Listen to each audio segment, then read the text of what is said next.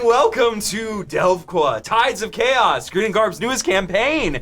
This is our session 0, so we're going to be releasing this after actually the first episode so that you can get, we're going to throw you right into the action, but right now we want to let everybody introduce their characters a little bit more fully.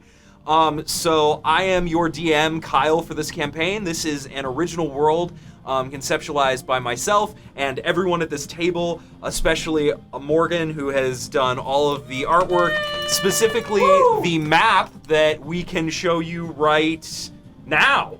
Yeah, it's there. Now it is. It's somewhere. Here. It's somewhere. Yeah. So look at that. Absolutely amazing. Whoa, look at that map. It's incredible. So I can read this little blurb that I have, give us and the then we Delvqua can go Lore. into introducing your characters. My bandana's falling Lore off. dog. Lore. So in one of the many beginning ages called the Age of Aquatic Creation by some, all the sphere was covered in a thick, murky, and muddied water.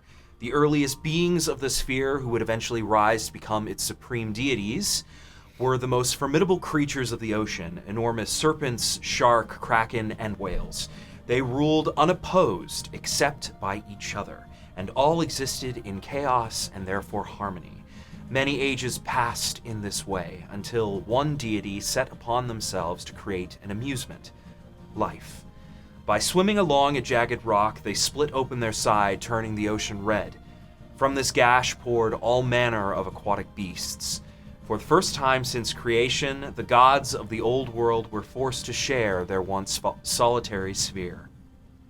Another age passed, and the ocean became crowded.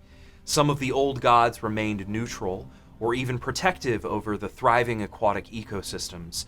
Others missed their solitude and sought to destroy what they deemed distractions. No matter their feelings, the old gods all learned something from the newest inhabitants of the sphere: hunger. Unrelenting, insatiable, growling hunger became the gods' obsession. They feasted and gorged in excess until their bellies were ready to burst. This age would become known as the Great Binge. In the aftermath, life began to dwindle, and the gods were forced to address the diminishing resources needed to satiate their appetites. For once they knew the pangs of hunger, they could think of nothing else. Thus were born the merfolk, and anointed shepherds of the ocean.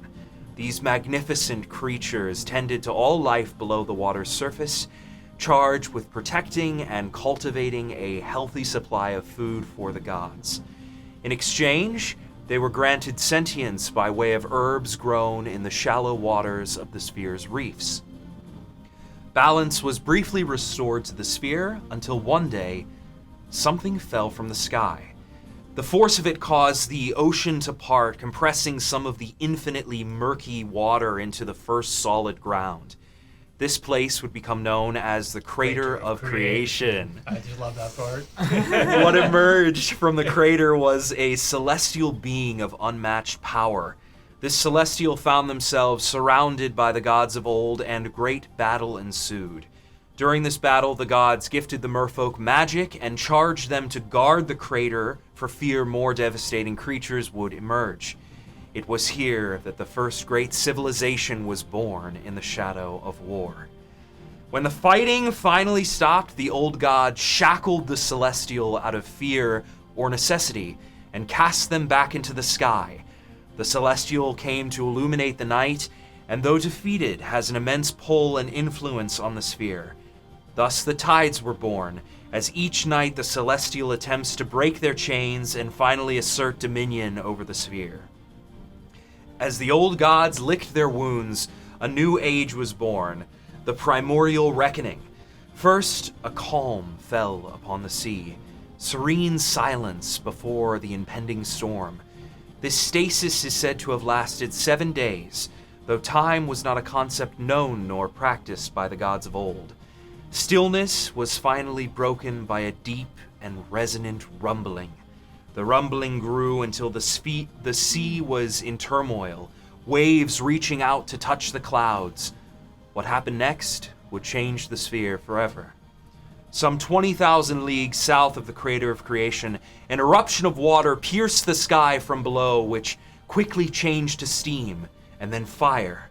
Heat and flame rained down on the sea, and the first primordials crawled from the depths to ravage and terraform the sphere. Many of the old gods were slain or gravely wounded in the cataclysm which consumed them for at least a millennia, maybe more. When it finally ceased, land ruled where sea had once reigned, and the primordials became passive guardians of the newly terraformed terrestrial sphere. Not a sponsor. Not a sponsor. Long held at bay by the magics of the old gods and the old gods and the force of the merfolk, terrestrial life would finally swarm forth from the creator of creation to make its home in this brave new world. Disgraced and defeated, some believe the old gods slipped away into the deepest depths of the ocean, where they lie waiting to seek their revenge or bring salvation. Others say the old gods died, while many more contend that they never lived at all. And that is our mythos for Delvqua.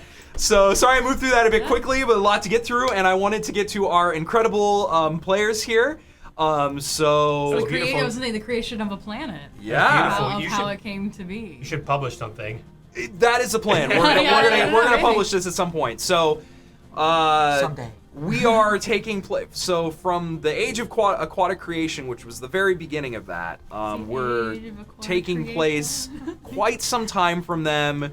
The terrestrial life has emerged, has created civilizations, have fought back sort of the giants and the dragons that asserted dominion for a period of time, and we're now in sort of the third terrestrial age, and that is where the politics and sort of city-state conflict has emerged as the countries have declared dominion and war over land and sea. So That's where we are, right? That's where you are. So we're going to be starting on the island of Feronia. And why don't you go ahead and introduce your characters? Am I starting? Oh, pick me, teacher. Go ahead, you want sure. To go left to right, or? I was going to go left to right, but we can do whatever we want. No, you start. Are you start. sure? Yeah. Oh, okay. All right. I'm so excited. Yeah, so I am playing Dr. Alaric Valendes. So I am playing a warlock sorcerer. And so you may know this colloquially as the coffee lock, or in my case, the tea lock. So yeah, that's my little gimmick. Now, writ large, my character, let's give you some notes, is that other than being a professor at the University of Westford on Feronia, I have a backstory that is between the two magic disciplines I have with warlock and sorcerer. It is a split, right, between it's a divine sorcerer, right, so the celestial side versus the warlock, hexblade, patron, old god, eldritch side. So there's a power brewing within there that might rear its head at some point. Come into conflict. Yeah, perhaps. Like in the, maybe if you just heard that lore, it's might be brewing somewhere. Other than that, I use a arcane fire. It's stuck. You gotta pull it back forward. There you go. There you go. Arcane firearm, and I have, of course, my the pipe of the pack keeper. the pack keeper Instead of the rod of the pack. You see this? One of them. Yeah, so that is the vibe I'm going for. I am also I'm an elf, but also something else. This pale skin might give it away. And that is Dr. Alec Valendes. I'm very happy to be in this campaign as a player.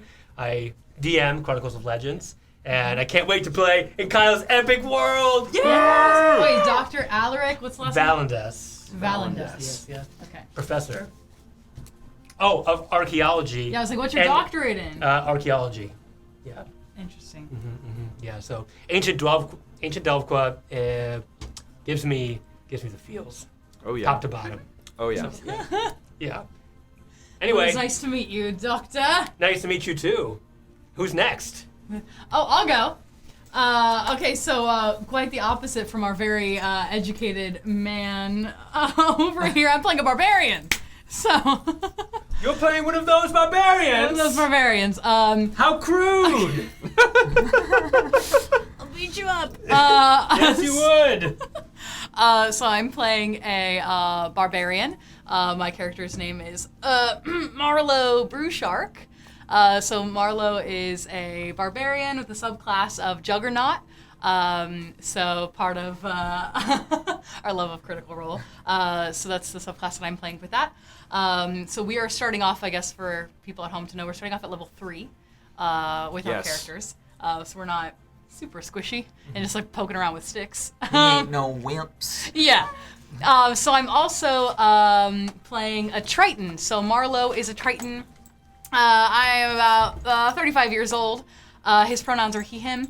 And so Marlowe, the fun thing about him is that he has just recently retired at the ripe old age of 35 from being a professional pro wrestling fighter. As part of our world, we have the DWE, the Delvqua Wrestling Entertainment. Recently retired DWE fighter. And what you will quickly see is that Marlowe knows how to fight, but perhaps it is a more a performance Theatrical. Yes.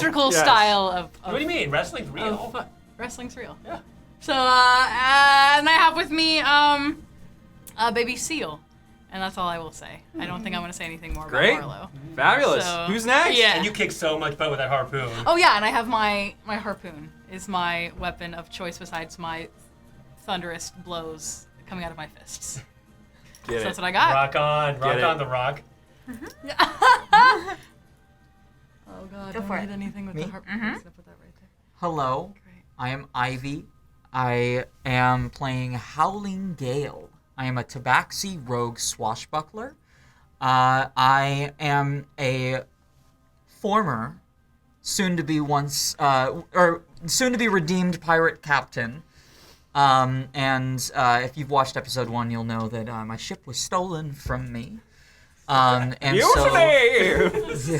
through a mutiny, and so we are going to go get my ship back. I will be a little hush hush about some of my backstory for the sake of suspense. What? I need all your secrets now. Now dump the lore. Lore dump. I want them. Lore dump. Backstory dump. Give it a little bit. We'll get there eventually. But I fight with an obsidian scimitar that is, Very straight. yes, very, very, very straight.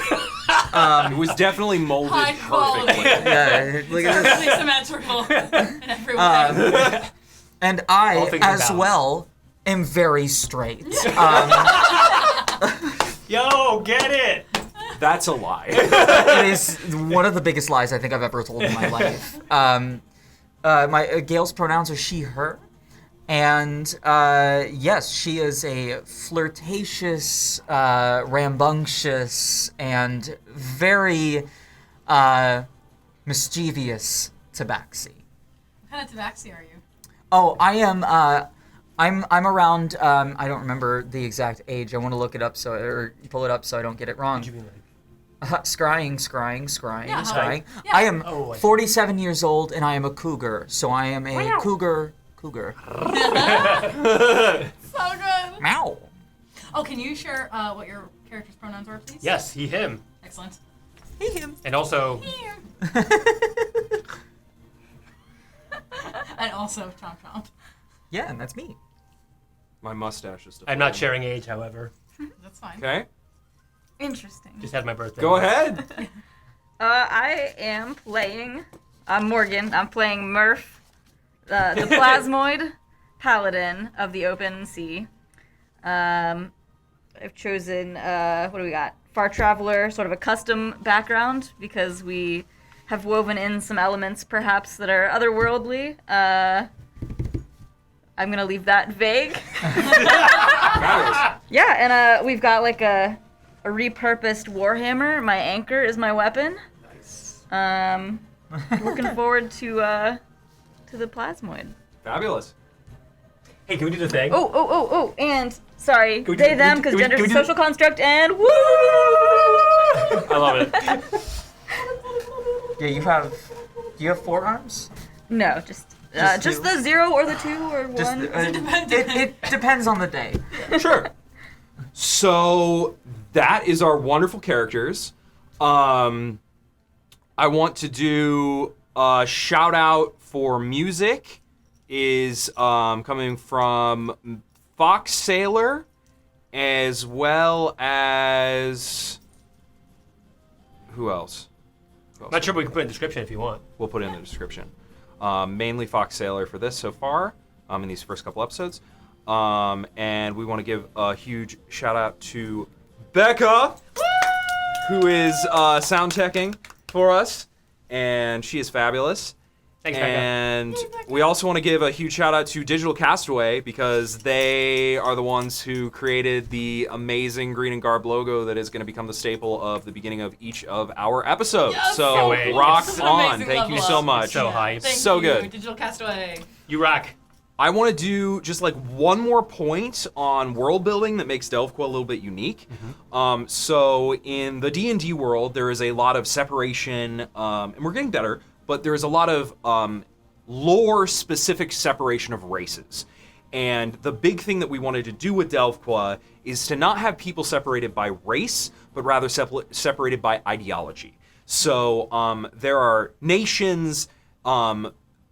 So there are people who are separated by ideology literally by their nation and how their nation tends to act and react, but also just personal beliefs that define different sort of groups of people and who they might gravitate towards or live in the vicinity of or not.